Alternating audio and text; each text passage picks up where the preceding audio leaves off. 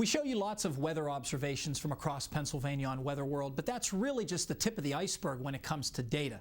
I thought I'd give you a sense tonight for the variety of weather observing networks in place across the state. And we'll start with the most familiar, the ASOS network, Automated Surface Observing Systems, which are mostly at airports. Here are the identifiers for the 7 major observing sites that we often mention on Weather World.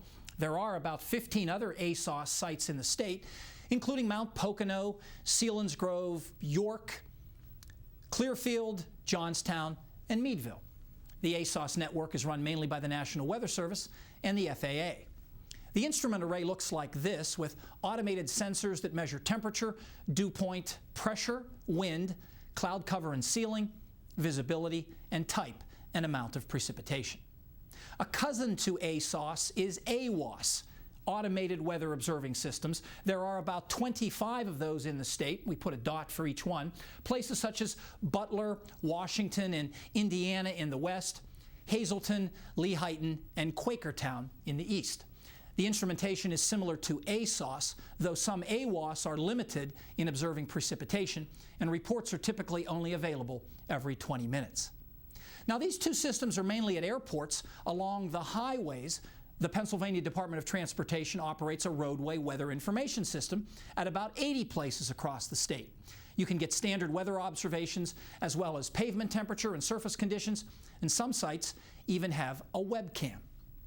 Another network of about 45 sites is run by the Department of Environmental Protection. These sites measure concentrations of air pollutants, such as ozone and carbon monoxide, as well as the standard weather data. Then there are the volunteer networks. One is the Citizen Weather Observer Program, or CWOP. This started with ham radio operators broadcasting their weather data, and now consists of about 6,000 observers worldwide, about 160 of them in Pennsylvania. Typical data includes temperature, wind, relative humidity, and pressure, with reports available as frequently as every 5 minutes. The data is sent to the National Oceanic and Atmospheric Administration, where it's quality controlled and made available over the web. And last but not least, there's the cooperative, or co-op network, consisting of about 11,000 volunteers in the United States, about 100 in Pennsylvania. These are once-a-day observations, in most cases of high and low temperature, and 24-hour snowfall and liquid precipitation. The cooperative network dates to 1890 and is really the backbone of long-term U.S. climate observations. The Pennsylvania State climatologist, who just happens to be our very own Paul Knight, maintains a website with archives and links to all of these networks. Go to climate.met.psu.edu, choose data, and you'll have plenty to keep you busy.